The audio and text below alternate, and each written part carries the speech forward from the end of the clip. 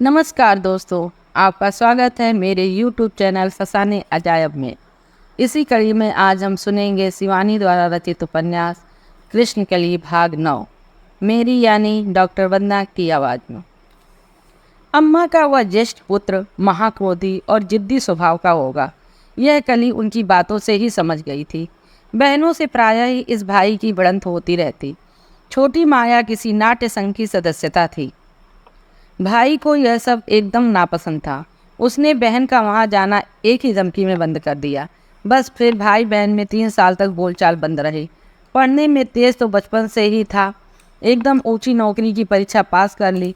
एक से एक अच्छे समृद्ध परिवारों से रिश्ते भी आने लगे, पर उसकी ऊंची पसंद के चौखट में किसी विवाह कांछड़ी सुंदरी कन्या का चित्र ठीक नहीं बैठता था। अम्मा और बहनें बहुत पीछे पड़ती तो हंसकर बस यही कह देता, अम्मा हमारे लायक लड़की अभी भगवान सिरज ही नहीं पाए हैं। हार कर अम्मा चुप रह जाती।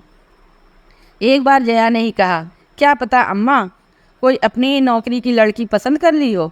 हमारे अल्मोड़ा के दक्षिणी कलेक्टर हैं, उनकी भी बीवी उन्हीं के साथ की पढ़ी आईएएस है। नैनीताल वाले की भी पत्नी उन्हीं के साथ की पढ़ी कोई लड़की है। पूछती क्यों नहीं, शायद बड़े दद्दा ने भी कोई छाट छूट कर धर ली हो। जब 4-5 साल प्रवीर को मना मना कर अम्मा हार गईं, उन्होंने एक दिन हथियार डाल दिए।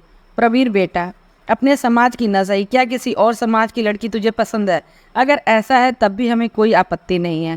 तेरे मामू का लड़का भी तो पिछले साल मेम लाया है, चल बस तो चलेगा। पर प्रवीर ने अम्मा के इस उदार प्रस्ताव के उत्तर में केवल हंसकर टाल दिया। कहा था न मैंने, अम्मा ने बड़े गर्व से जया से कहा था, मेरा लल्ला मेरा संस्कारी बेटा है। जब देश विदेश घूमकर भी उसका जनेऊ उसके साथ रहा तो क्या वो अपनी देहरी में लौटकर उसे तोड़ देगा? दोनों पुत्रों का यज्ञोपवीत संस्कार एक साथ हुआ था, पर जहाँ छोटे पुत्र ने तीसरे ही दिन जनेऊ उतार कर खूंटी पर टांग दिया था, वहाँ बड़े पुत्र का नियमित संध्या पूजन एक दिन को भी नहीं छूटा था। अंग्रेजी साहित्य में एमए करने पर भी वह संस्कृत का प्रकांड विद्वान था। प्रपितामह की बृहद संस्कृत की लाइब्रेरी को कुछ दीमकों ने चाट लिया था। जो कुछ बचा था उसे वह चाट गया था। जब बरसों तक भी बिनती चिरौरी करने पर वह विवाह के लिए राजी नहीं हुआ तो हार कर उसके छोटे भाई का विवाह उसी रूपमती कन्या से कर दिया गया जिसका रिश्ता कभी गृह के ज्येष्ठ पुत्र के लिए आया था। जिन जिन लड़कियों की कभी इस निगोड़े से बात चली थी, सबके बच्चे होकर स्कूलों में पढ़ने लगे और यह अभी भी लडूरा ही बना फिर रहा है। 35 बरस का हो जाएगा। अब क्या आशा करूं इसकी। एक लंबी सांस खींचकर अम्मा आंसू पोंछ लेती।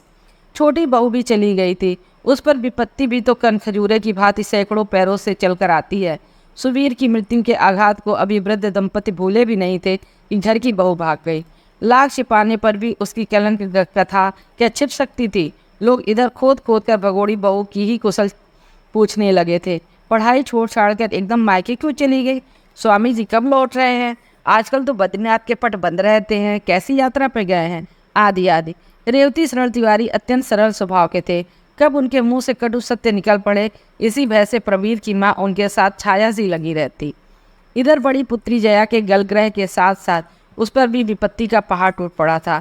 एक तो गले पर उपजा गलग्रह पल पल गैस के गुब्बारा सा बढ़ता जा रहा था। उस पर लज्जा, क्षोभ एवं चिंता ने उसे गुलाकर रख दिया था। गलग्रह के साथ साथ वह अपने दूसरे गलग्रह को लेकर एक अनिश्चित काल के लिए मायके में रहने आ गई थी। यह उसकी छोटी बहन माया को छोड़ और किसी को पता नहीं था। दामोदर प्रसाद भी किसी अंश में उसके गलग्रह से कुछ कम नहीं था। माता पिता ने कुछ स्नेही आत्मीय स्वजनों के कहने पर ही दुलारी बड़ी पुत्री को इतनी दूर एक ऐसे अनजान व्यक्ति की चादर से बांधकर भेज दिया था। तब क्या जानते थे कि लंबे चौड़े डील डोल आकर्षक चेहरे के स्वामी इस युवक की कलई उतर जाने पर वह मुरादाबादी लोटा सा ही श्रीहीन लगने लगेगा। दामोदर प्रसाद के पिता दरोगा थे और मामा कोतवाल। माता और पिता के वंश ने पुलिस विभाग की कुटिलता का पाठ बड़े यत्न से पढ़ा था। पिता और मामा के ओहदे से बहुत बड़ा ओहदा पाने पर दामोदर ने अपनी कुटिलता में आवश्यकता अनुसार ढील देकर उसे बरगद की जड़ों की भांति ही दूर दूर तक फैला दिया था। शुद्ध घृत, कार्तिकी पहाड़ी मधु और भेड़ के कच्चे गोश्त को छोड़कर उसके शुष्क इलाके में कुछ नहीं मिलता था। पर फौजियों की एक बहुत बड़ी टुकड़ी उधर धार चूल्हा के पास आकर बिखर गई। सामान्य सी चेष्टा करने पर ही उसने अपने बंगले पर एक छोटा मोटा सेलर बना लिया था। रिश्वत लेने में उसने अब अपने पैसे की दक्षता प्राप्त कर ली थी। जया जब कभी मायके जाती वह एक साथ कई नियुक्तियां कर लेता। बर्तन मलने वाली, महाराजीन, जमादार ने सब बंगले में पटरानियों से स्वेच्छाचारणी बनी घूमती रहती। दुराचारी गृह स्वामी की आड़ में हराम को नौकर चाकर भी मनमाना शिकार खेलने लगे। वैसे तो उन पहाड़ी इलाकों में नियुक्ति होने पर ही हर सरकारी अफसर श्रवण कुमार बना अपने माता पिता को सरकारी जीप में बद्रीनाथ केदारनाथ की यात्रा करा ही लेता था, पर दामोदर प्रसाद की जीप इस पेशेवर ट्रिप लगाने लगी थी। तीर्थ यात्रियों को ऐसे ही एक जीप यात्री ने जासूस बनकर अचानक दामोदर प्रसाद का पटरा बिठा दिया। उस बूढ़े यात्री का पुत्र एक राजनीतिक विरोधी दल का सदस्य था और शायद जानबूझकर ही चतुर पुत्र ने पिता को इस यात्रा के लिए भेजा था। पिता पुत्र की सूझबूझ देखकर प्रसन्न हो गए, हाजी भी बन गए और चोर भी पकड़ लिया। हींग लगी न फिटकिरी रंग चोखा। उस पर एक बात और भी थी, उसी दामोदर प्रसाद के घमंडी साले ने एक बार उनकी पुत्री का रिश्ता फेर दिया था। प्रतिशोध का छुरा मारकर ही लिया जाता है, पर इस अदृश्य गुप्ती का बार दामोदर प्रसाद के लिए सचमुच ही घातक बनकर रह गया। उन दिनों देश के मंत्री ताश के 52 पत्तों की भांति फेंटे जा रहे थे। पुराने घाघ मंत्रियों ने दुनिया देखी थी। प्रत्येक विभाग में उनका एक न एक जैसा मजाक, खड़पेच, मूंछों पर गर्व के से ताव देता, अखाड़े की देखभाल करता। हर अखाड़े की फिजा बेमानी, चुगलखोरी, मिथ्या भाषण से बोझिल रहती। जो मुट्ठी भर अफसर ईमानदार बने रहने का प्रयत्न करते, उन पर दिन रात कीचड़ उछाला जाता और उनके अलौकिक सरकारी चित्रगुप्ती लेखे जोखे में ऐसे ऐसे अमिट स्वर्णाक्षरों की पंक्तियां लिख दी जाती कि उनका पुनरुत्कृत उजला चिट्ठा खुलकर स्लेट पर लिखे अक्षरों शाही धुंधला बनकर रह जाता। यदि उन्होंने फिर भी सत्य एवं सदाचरण का दुस्तर पथ नहीं त्यागा तो उन्हें विभाग के यमदूत प्रांत के मनचाहे कुंभी पाक में सड़ने डाले जा सकते थे। गोरखपुर, गोंडा या बलिया, प्रजातंत्र की व्याख्या यदि कहीं साकार हो पाई तो इन्हीं सरकारी विभागों में। द्वार पर चपरासी उमता रहता, कुर्सी पर अफसर। दामोदर प्रसाद की उन दिनों और बनाई। कुछ ही दिन पूर्व वह अपने अफसर के माता पिता, सास ससुर सबको बद्रीनाथ केदारनाथ घुमा ही नहीं लाया, उनके साथ प्रचुर मात्रा में शुद्ध घृत, शहद और 8 ऐसे मोटे मोटे पहाड़ी थुलमे पहुँचा आया था जिन्हें ओढ़कर साहब का पूरा परिवार कम से कम 28 जाड़े काट सकता था। साहब उससे बहुत ही प्रसन्न होकर गए थे। एकांत में उसे बुलाकर उन्होंने आश्वासन भी दिया था, अब तुम्हें इसी साल कहीं का बड़ा चार्ज देकर भेजेंगे, हमारी सास तुमसे बहुत खुश हैं। दामोदर मूँछों ही मूँछों में मुस्कुराकर कृतज्ञता से दोहरा हो गया था।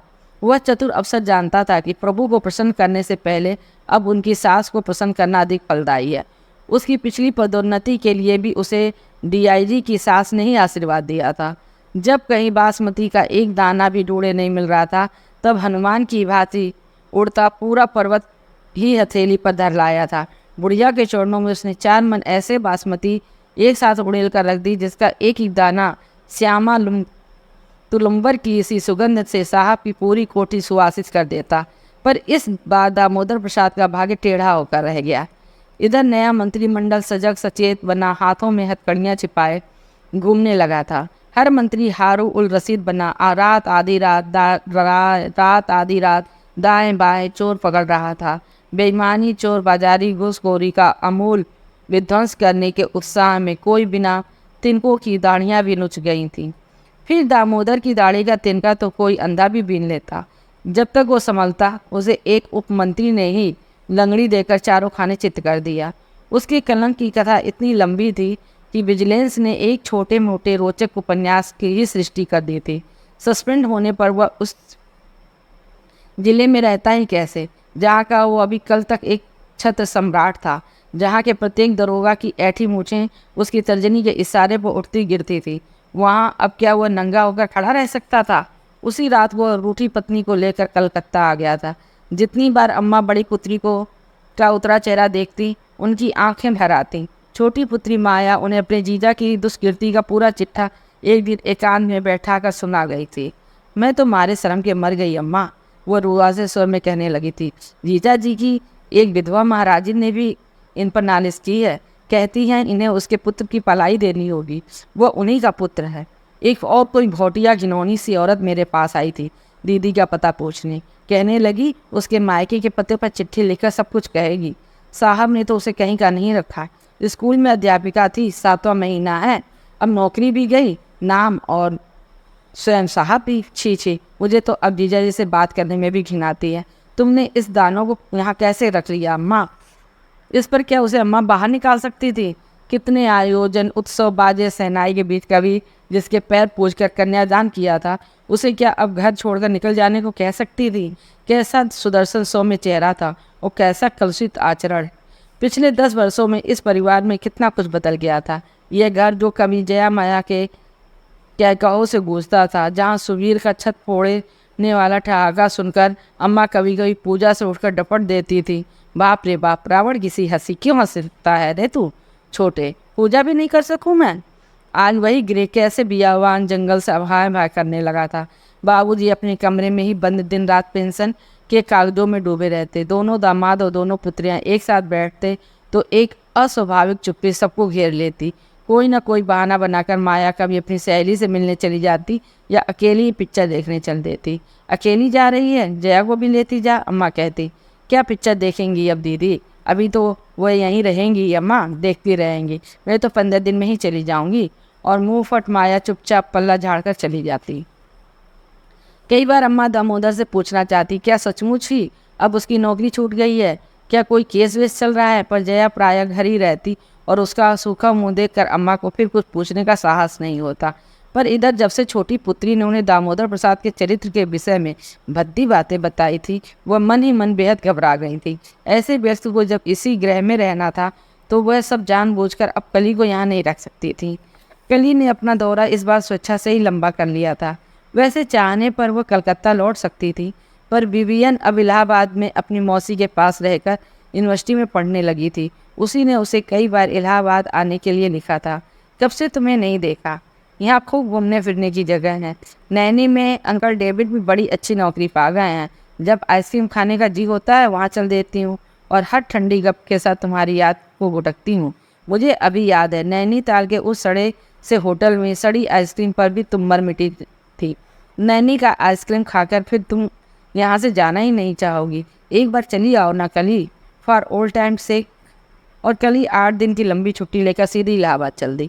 कली पहली बार इलाहाबाद आई थी। कलकत्ता, दिल्ली और बम्बई के बाद उसे यह शहर अजीब, सूखा, बंजर गांव सा लगा। विवियन अपने कजिन के साथ स्टेशन पर खड़ी थी। कली को देखते ही उससे लिपट गई। आई से यू आर मच मच। वह जैसे कली का बना सवरा अपाद मस्तक बदला सौंदर्य देखकर रोगी बन गई थी। मच मच के बाद कोई विश्लेषण उसे मिल ही नहीं रहा था। कौन कहेगा कि ये कली मजुमदार है? तू तो बड़ी ही ठठादार बन गई। बाप रे बाप, कौन सा सेंट है री? रेक्सलोन, सैनेल।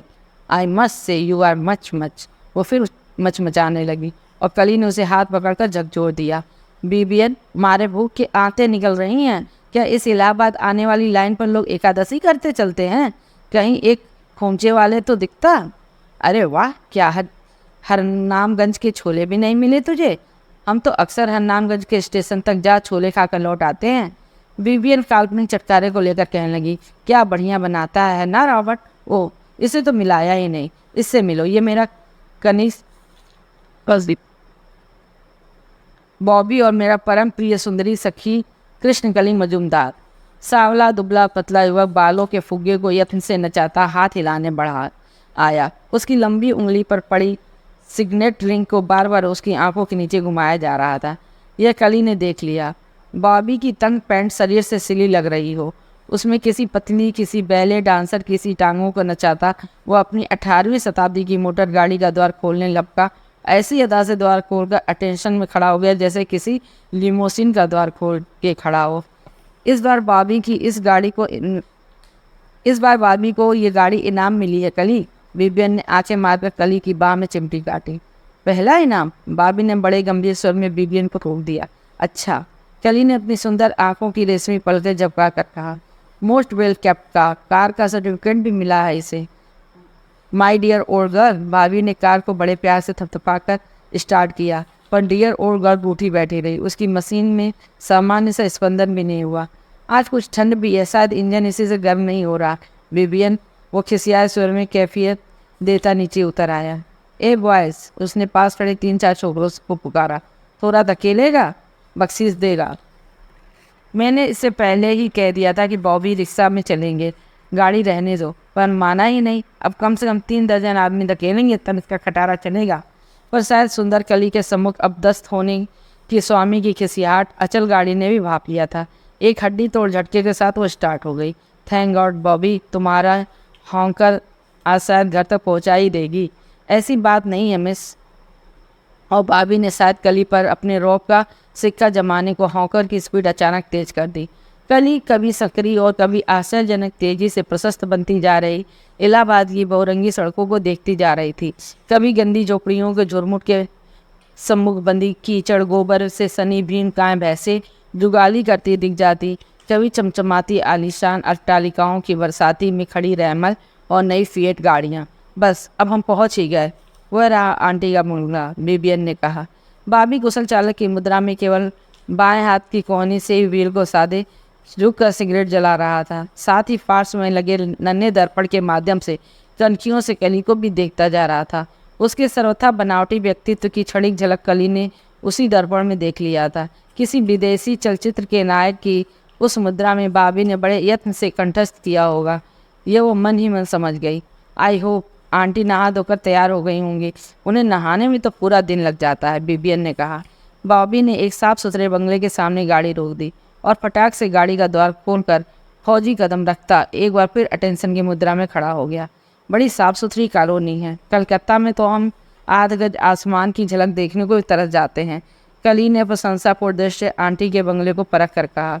जी हाँ, यू आर राइट। बॉबी जैसे अब तक बातें करने को छटपटा रहा था। कलकत्ता में मैं भी काफ़ी रहा हूँ। यहाँ तो सब एंग्लो इंडियन परिवार रहते हैं। वैसे आंटी का बंगला शायद इस बस्ती का सबसे पुराना बंगला है, पर लगता एकदम नया है ना?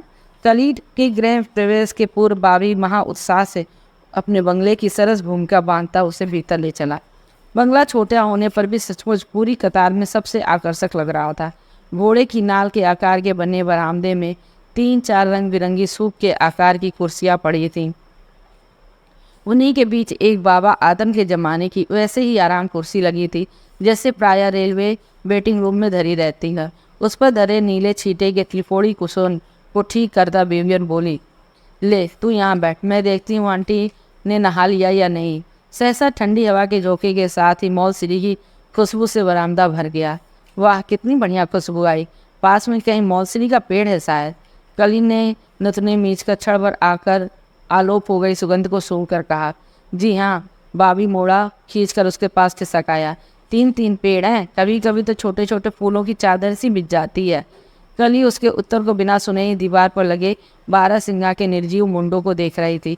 उनके सिंगों पर किया गया काला वार्निश ऐसे चमक रहा था जैसे अभी कोई ब्रश फेर कर गया हो। यह सब कॉर्वेट के आंटी को दिए गए उपहार हैं। आंटी के परम मित्र थे कॉर्वेट। उनके मारे मैन ईटर के कनगो का एक दर्शनी निकलस भी है आंटी के पास। उसकी अनवरत बकर बकर से कली का सर दुखने लगा था। एक तो रात भर सो नहीं पाई थी, उस पर भूख के मारे आते कुलबुला रही थी। ये लो, बिबियन चप्पल फटकती पूरे बंगले की परिक्रमा कर फिर उसके सम्मुख खड़ी होकर हंसने लगी। हम सारा बंगला ढूंढ आए हैं और आंटी कहाँ हैं? आंटी सामने लेटी सनबास ले रही हैं।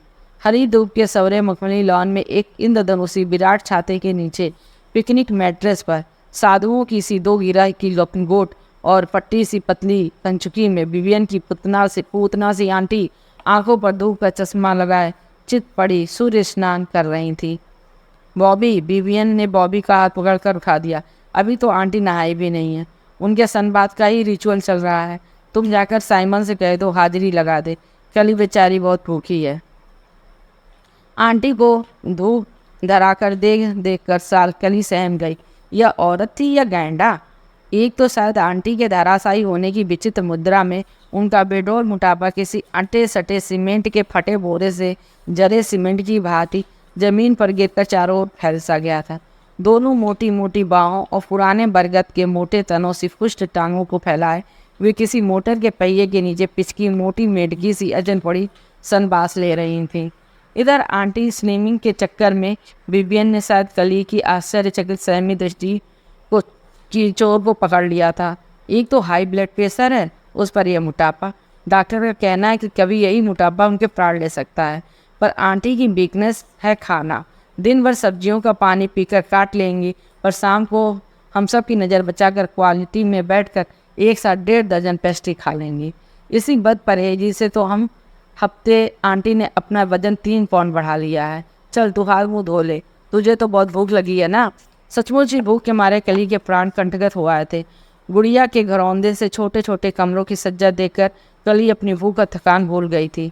यह मेरा कमरा है, यहीं मैंने तेरा भी पलंग लगवा लिया है, कितना मज़ा आएगा ना कली। विवियन ने उसे खींचकर अपने गुदगुदे पलंग पर बिठा दिया, ठीक जैसे रेमनी की डाउन में पहुंच गई हूँ।